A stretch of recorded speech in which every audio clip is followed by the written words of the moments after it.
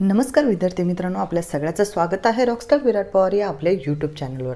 विद्यार्थी मित्रांनो, या यूट्यूब चॅनलवर आपण विविध स्पर्धा परीक्षेसंबंधीचे लेटेस्ट अपडेट्स घेतच असतो। त्याचबरोबर तुम्हाला स्पर्धा परीक्षेमध्ये उपयुक्त असे महत्त्वपूर्ण शैक्षणिक व्हिडिओज सुद्धा आपण शेअर करीत असतो। यामध्ये आपण सरळ सेवा पदभरती करिता अत्यावश्यक असे प्रश्न हे कशा पद्धतीने सोडवतील याची स्ट्रॅटेजी हे डिस्कस करीत आहोत। याकरिता आपण अगोदर एक भाग सुद्धा प्रकाशित केलेला आहे, तो तुम्ही जर पाहिला नसेल तर लवकर पाहून घ्या, ज्यामध्ये 25 प्रश्न आपण ऑलरेडी मराठी व्याकरणावरचे घेतलेले आहेत। त्यानंतर विद्यार्थी मित्रांनो, आपण महत्त्वपूर्ण म्हणजे जिल्हा परिषद पदभरतीचा अभ्यास कशा पद्धतीने करू शकता याविषयीची माहिती सुद्धा आपण व्हिडिओमध्ये सांगितलेली आहे, जेणेकरून तुम्हाला कुठल्याही प्रकारे झेडपीच्या ज्या भरतीकरिता तुम्ही तयारी करीत असाल त्यामध्ये अडचण येऊ नये याची परिपूर्ण काळजी घेण्याचं आपण काम करीत आहोत। त्याचबरोबर विद्यार्थी मित्रांनो, झेडपी पदभरतीकरिता अत्यावश्यक असा मराठी व्याकरण यामधील महत्त्वपूर्ण असा पहिला घटक, ज्यामध्ये तुम्ही सगळ्या गोष्टी म्हणजेच वर्णमाला संबंधित प्रश्न कशा प्रकारे परीक्षेमध्ये विचारले जातात याविषयीची विस्तृत माहिती असलेला व्हिडिओ सुद्धा आपण ऑलरेडी प्रसारित केलेला आहे। आणि विद्यार्थी मित्रांनो, या व्हिडिओचे वैशिष्ट्य म्हणजे तुम्ही तो व्हिडिओचा वापर MPSC, STI, PSI अशा कुठल्याही स्पर्धा परीक्षाची जी तयारी करीत आहात तिथे सगळीकडे जिथे जिथे मराठी ग्रामर असे म्हणजे सगळ्याच स्पर्धा परीक्षेमध्ये जवळपास मराठी ग्रामर हा विषय तर आहेच, तिथे तिथे तुम्हाला सगळीकडे आवश्यक असे प्रश्न सोडवणं आणि तुमच्या बेसिक कन्सेप्ट क्लिअर करणं याकरिता आवश्यक असे व्हिडिओज आपण ऑलरेडी प्रकाशित केलेले आहेत। जर ते तुम्ही पाहिले नसतील तर कृपया पाहून घ्या।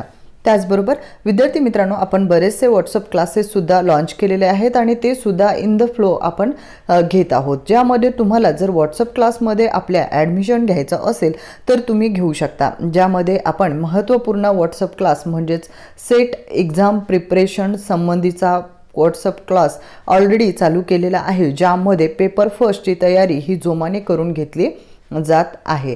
विद्यार्थी मित्रांनो, या म्हणजे पेपरच्या क्लासच्या ॲडमिशनमध्ये असलेल्या विद्यार्थ्यांचा पूर्वीचा अभ्यास आणि आताचा अभ्यास यामध्ये खूप फरक आहे। त्याचबरोबर अभ्यासाची पद्धती वगैरे आणि वेळेचे नियोजन या सगळ्या बाबी सुद्धा सांगितल्या जातात। त्यानंतर दुसरा महत्त्वपूर्ण कोर्स म्हणजेच तलाठी व्हॉट्सअप कोर्स हा सुद्धा चालू आहे। तर या तलाठी व्हॉट्सअप कोर्समध्ये सुद्धा अभ्यासक्रम कसा करायचा, कशा पद्धतीने हँडल करू शकता, प्रश्न कोणत्या स्वरूपाचे येऊ शकतात आणि या प्रश्नांचा सराव म्हणजेच ऑनलाईन मॉक टेस्ट सुद्धा प्रोव्हाइड केली जाते। त्याचबरोबर जिथे तुम्हाला अडचण येते तिथे पर्सनल गायडन्स सुद्धा केलं जातं। तर ही दुसरा व्हॉट्सअप क्लास आहे।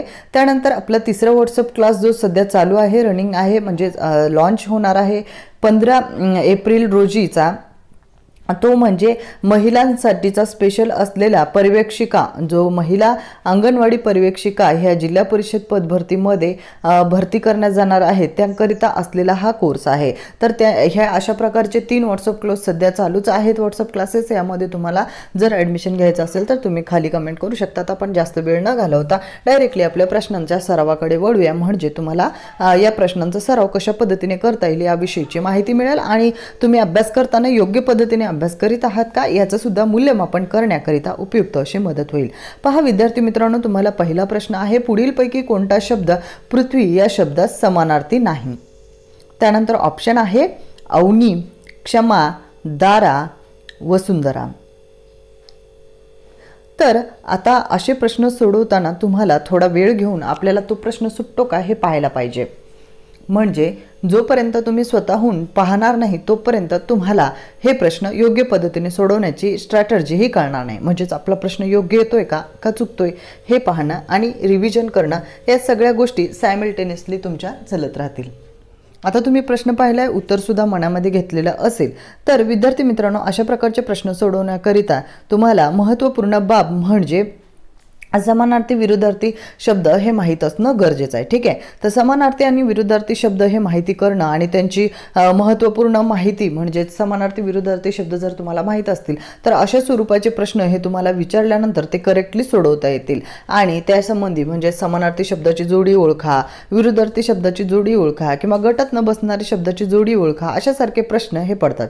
तर ह्या गोष्टी तुम्हाला लक्षात ठेवण्याकरिता अत्यंत उपयुक्त अशी मदत होईल। तर आता हे शब्द ज्यामध्ये पृथ्वी हा शब्द आपण घेतलेला आहे, ठीक आहे, तर पृथ्वी या शब्दाशी समानार्थी नसलेला शब्द म्हटलेला आहे, समानार्थी नाही असलेला शब्द असा म्हटलेला आहे। तर यामध्ये अवनी म्हणा, क्षमा म्हणा किंवा मग वसुंधरा म्हणा, हे तिन्ही जे अक्षरे आहेत म्हणजे पृथ्वीच्या समानार्थी अवनी, क्षमा आणि वसुंधरा आहेत.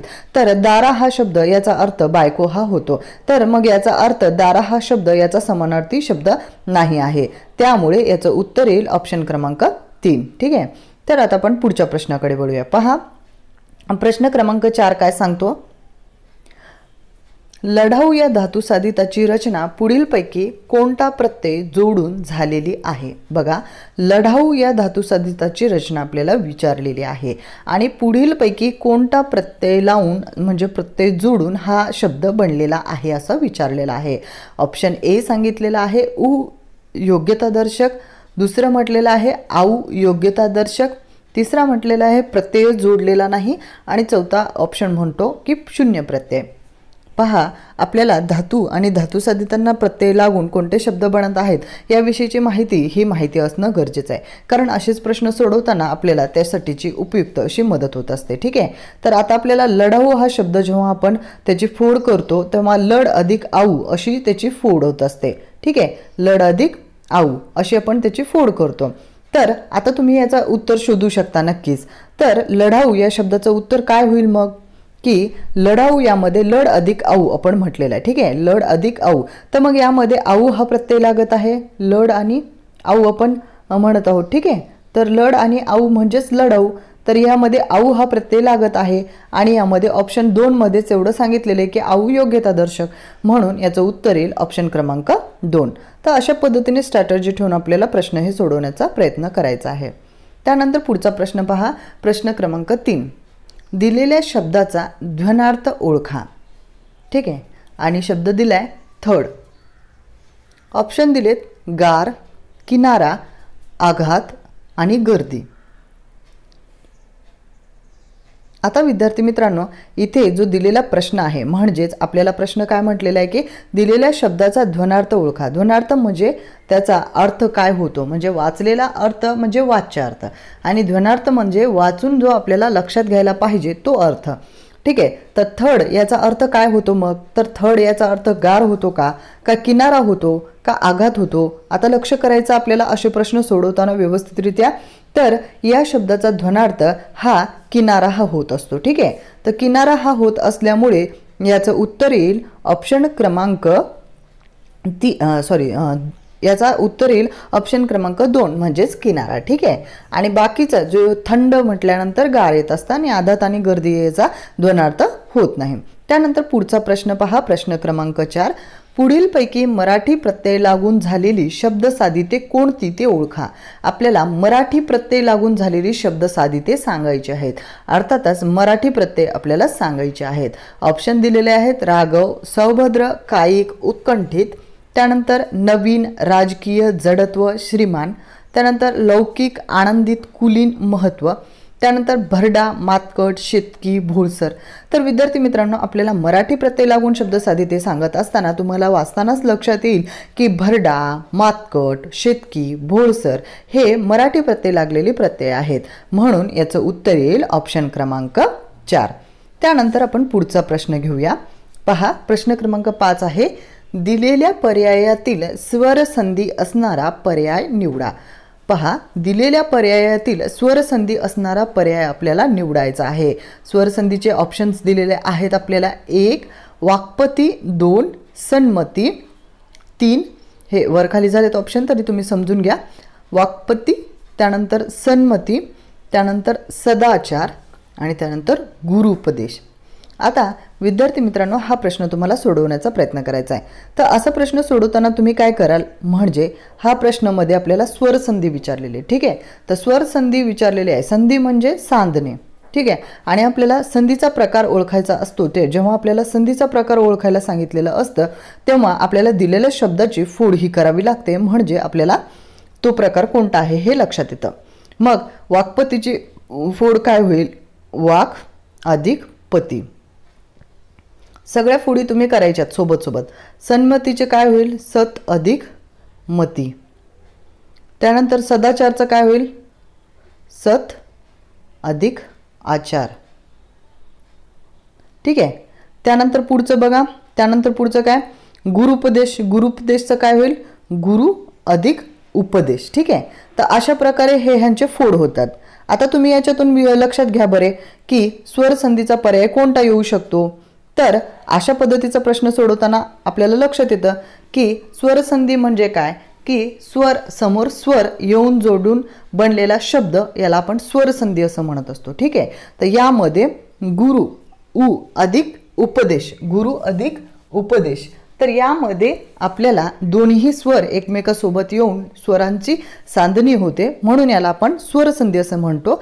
म्हणून ऑप्शन क्रमांक 4 हे याचं उत्तर येतं. ठीक आहे, गुरुपदेश. तुम्ही बाकीचे सुद्धा आपले फोड केलेले वा क क अधिक प, सन्मती त अधिक सन्मती, बघा इथे पण तुम्हाला लक्षात येईल सदाचार सत अधिक आचार. ठीक आहे, तर इथे तुम्हाला लक्षात येईल की आपल्याला जो शब्द आहे म्हणजे स्वर संधी शोधायला सांगितलेले, तर स्वर संधीमध्ये गुरुपदेश हा शब्द येईल. त्यानंतर प्रश्न क्रमांक 6 पहा, दिलेल्या वाक्यातील प्रयोगाचा प्रकार ओळखा. आपल्याला प्रयोगाचा प्रकार हा ओळखायला सांगितलेला आहे. तर प्रश्न आहे तिचे गाणे गाऊन झाले.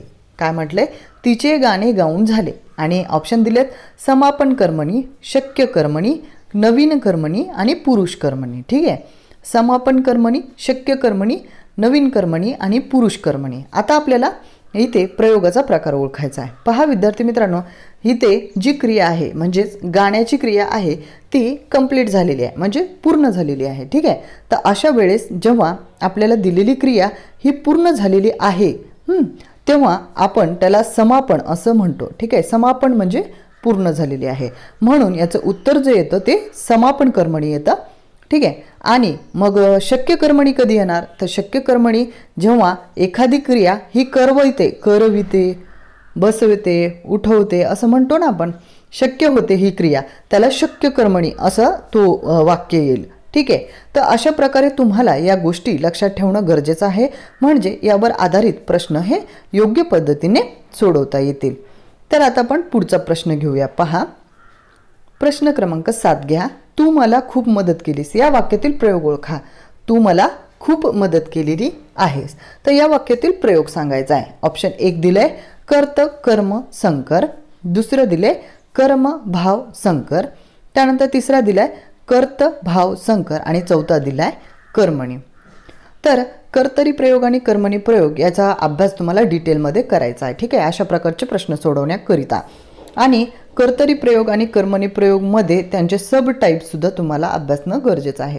म्हणजेच कर्तरीमध्ये कर्तरी आणि कर्मणीमध्ये कर्त कर्म संकर, कर्मभाव संकर, कर्तभाव संकर, पुराण कर्मणी अशा प्रकारचे जे प्रकार आहेत याचा विस्तृत अभ्यास तुम्हाला करायचा आहे, म्हणजे असे प्रश्न तुम्हाला लगेचच सोडवता येतील.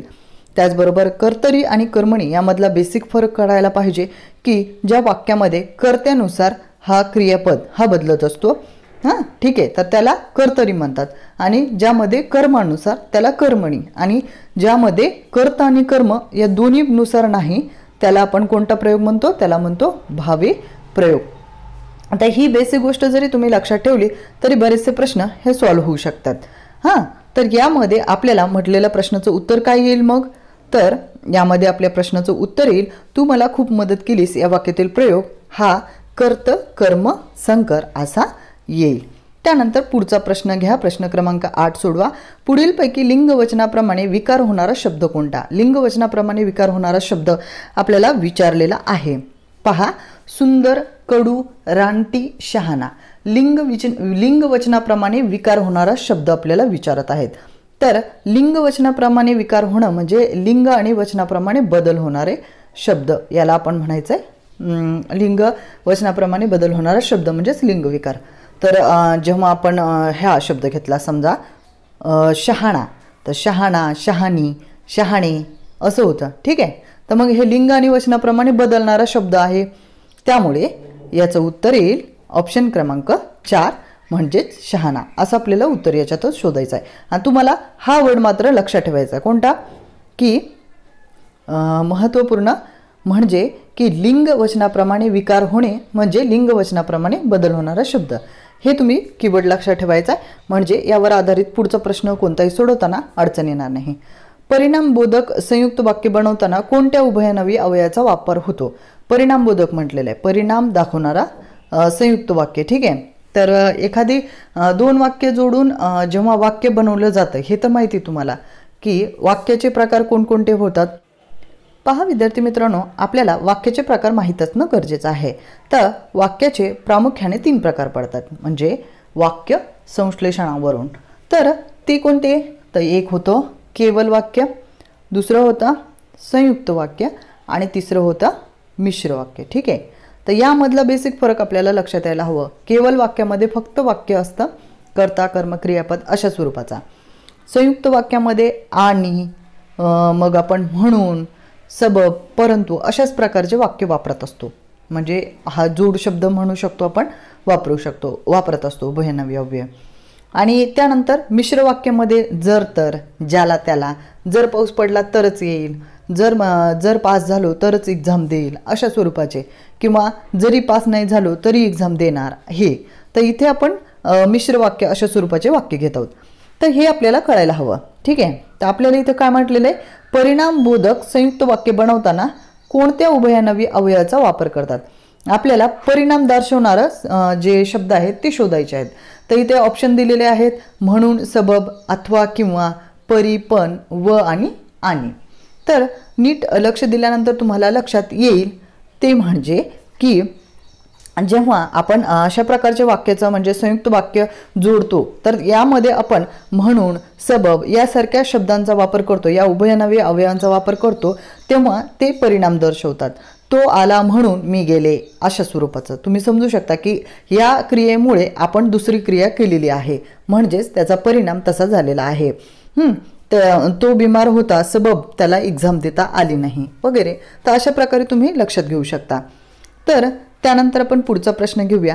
समाजात परिवर्तन घडवून आणणे हे सामूहिक स्वरूपाचे कार्य आहे. तर इथे तुम्हाला वाक्याचं नकारार्थी वाक्यात रूपांतर करायचं. ठीक आहे.